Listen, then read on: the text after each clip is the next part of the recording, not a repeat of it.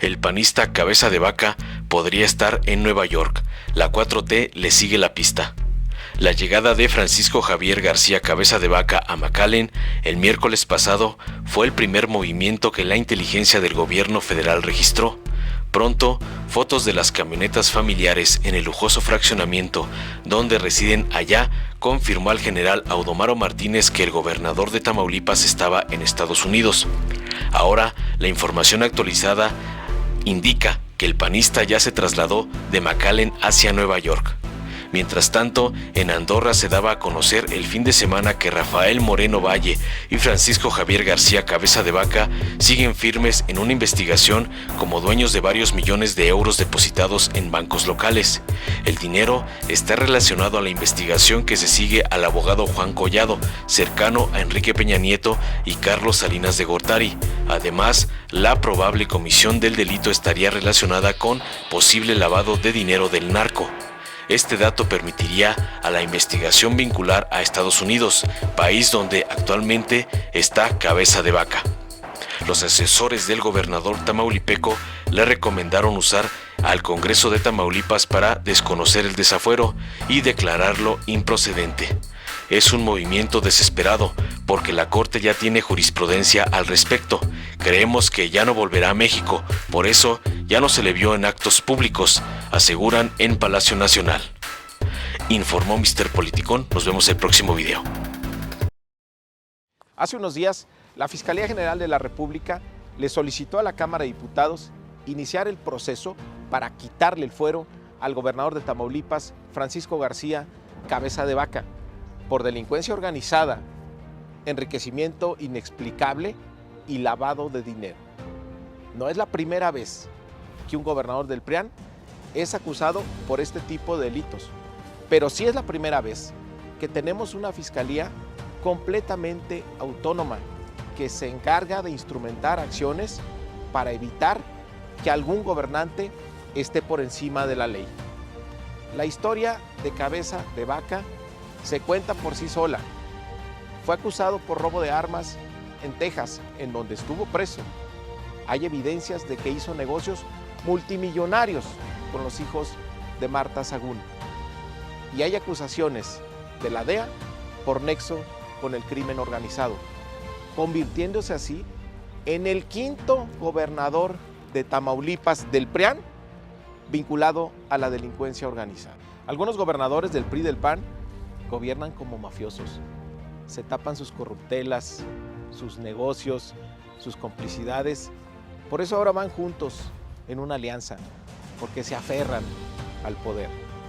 Ellos también fueron los que se opusieron a que hubiera una fiscalía independiente para que llegue la justicia que el pueblo de México tantos años esperó. Pero el pueblo de México ya despertó y en este 2021 va a volver a escoger la transformación para descabezar de una vez por todas a la corrupción. He sido objeto de infamias y persecuciones políticas. No, Francisco. No es persecución política, se llama justicia.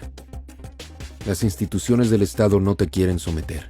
Ellas trabajan para proteger. La Fiscalía General de la República, como órgano independiente, solicitó a la Cámara de Diputados iniciar un proceso de desafuero contra ti por delincuencia organizada, lavado de dinero y defraudación fiscal. No, Francisco, no se trata de castigar a la oposición. Se trata de castigar a quien haya cometido un delito. Francisco, el que nada debe, nada teme.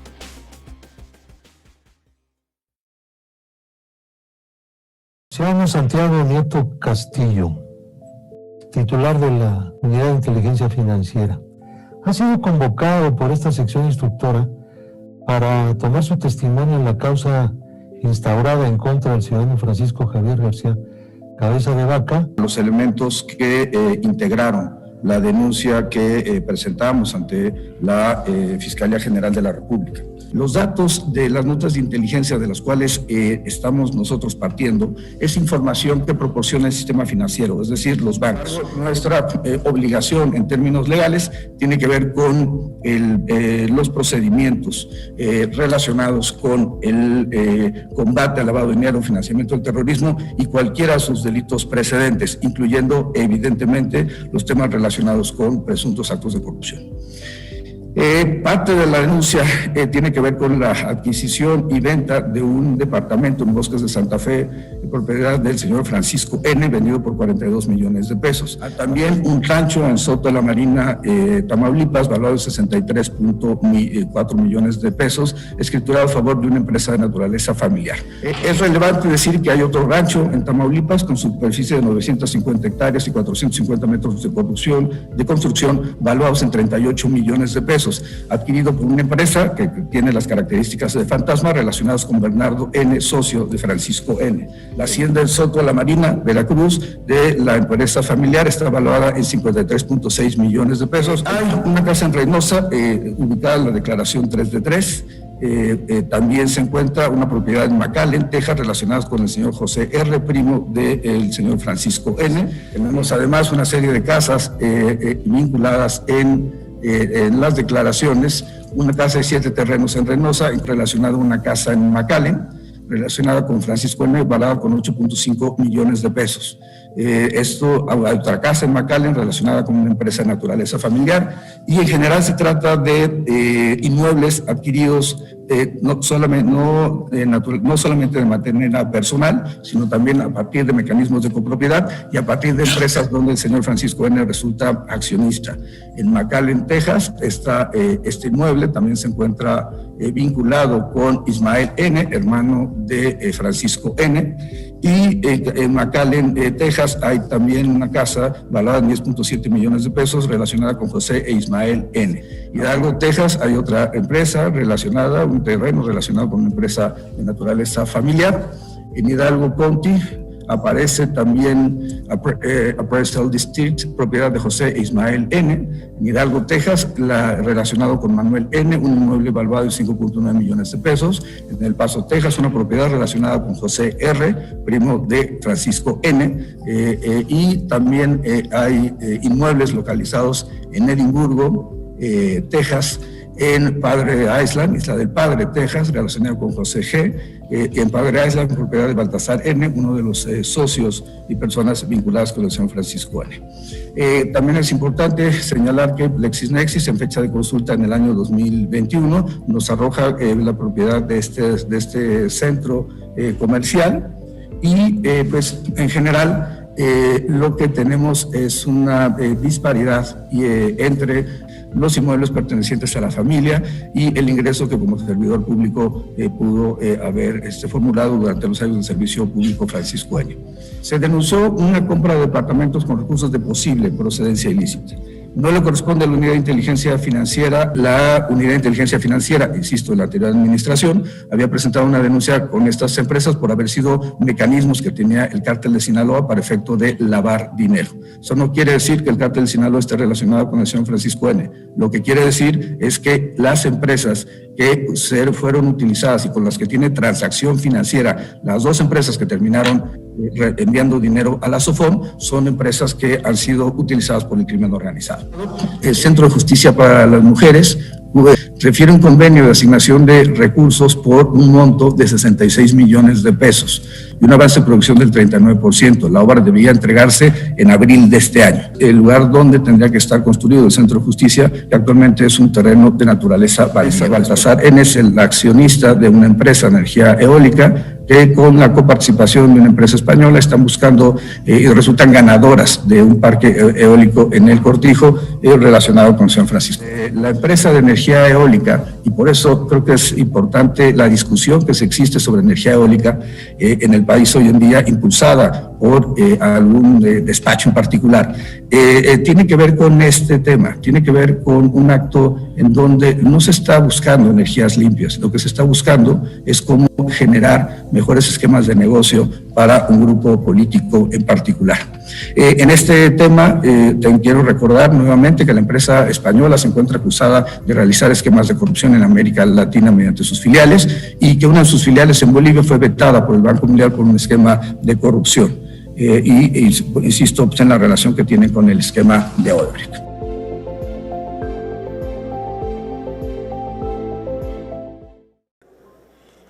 La sección instructora de la Cámara ha aprobado un dictamen para ser discutido y votado en este jurado con el fin de declarar que ha lugar a proceder contra el ciudadano gobernador del estado de Tamaulipas, por lo que debe serle retirada la inmunidad procesal penal a efecto de ponerlo a disposición de la autoridad.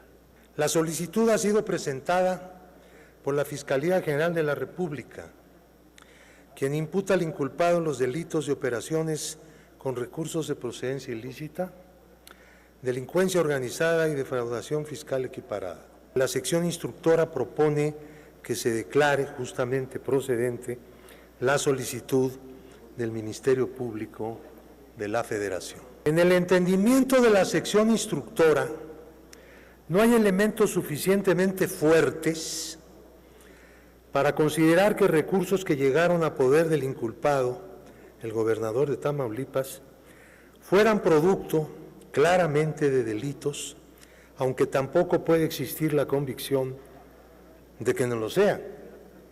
Ante la duda, es preciso preferir al inculpado antes que al fiscal. La sección instructora sostiene que existen fuertes indicios, suficientes para considerar que el gobernador de Tamaulipas pudo haber declarado fraudulentamente el impuesto sobre la renta del año 2019 y dejó de enterar al fisco federal una cantidad que resulta algo más de 6 millones de pesos.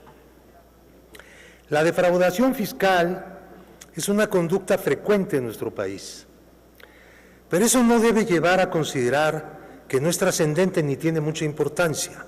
Defraudar al fisco es robar a la nación, porque los ingresos provienen de todos y deben regresar a través de la acción política a la misma sociedad que los paga, que los aporta a un fondo común. Recordemos también que los gobernadores son autoridades fiscales en el plano local. Se entiende que deben valorar el significado y trascendencia del debido pago de los impuestos, más aún cuando una parte de la recaudación federal se destina a las entidades federativas del país a través de participaciones directas. Defraudar al fisco federal en el impuesto sobre la renta es defraudar a la propia entidad federativa donde radica el causante. El anterior jurado en esta Cámara declaró la procedencia de la acción penal contra un miembro de esta Asamblea por un posible delito meramente culposo, es decir, accidental. Con mucha mayor razón, tendría que hacer la declaración de procedencia cuando se está frente a un delito doloso por naturaleza, que afecta al erario y al deber constitucional de contribuir a los gastos comunes de México. La sección instructora ha realizado un proceso limpio, en el que se han respetado las garantías del inculpado y se han atendido los planteamientos de la Fiscalía. Han quedado atrás los tiempos en que estos procedimientos quedaban archivados o se manipulaban para olvidar o para condenar por consigna. Lo que es de la convicción de la sección instructora es la defraudación fiscal equiparable.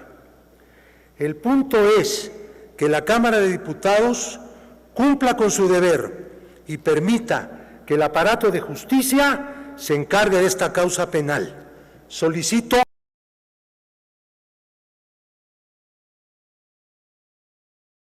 que el actual gobernador de Tamaulipas y sus familiares tienen un patrimonio acumulado de diversos bienes con un valor aproximado de más de 228 millones de pesos.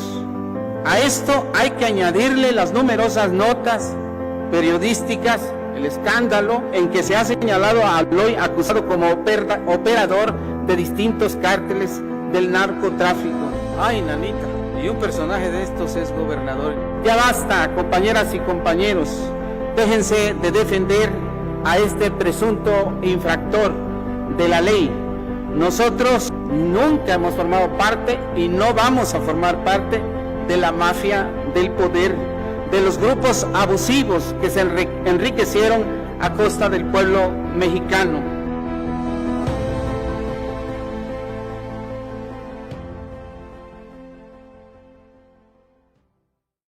Durante décadas, México sufrió una grave enfermedad, un tumor maligno llamado PRIAN, que saqueaba al país.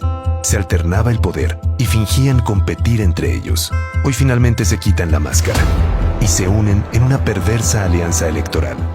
A ellos los une la corrupción, la ambición y el miedo de seguir perdiendo el poder. No permitas que se salgan con la suya. Extirpemos el tumor de México. Morena. Si te gustó, dale like, compártelo, suscríbete y activa la campanita para recibir las notificaciones de nuestro canal.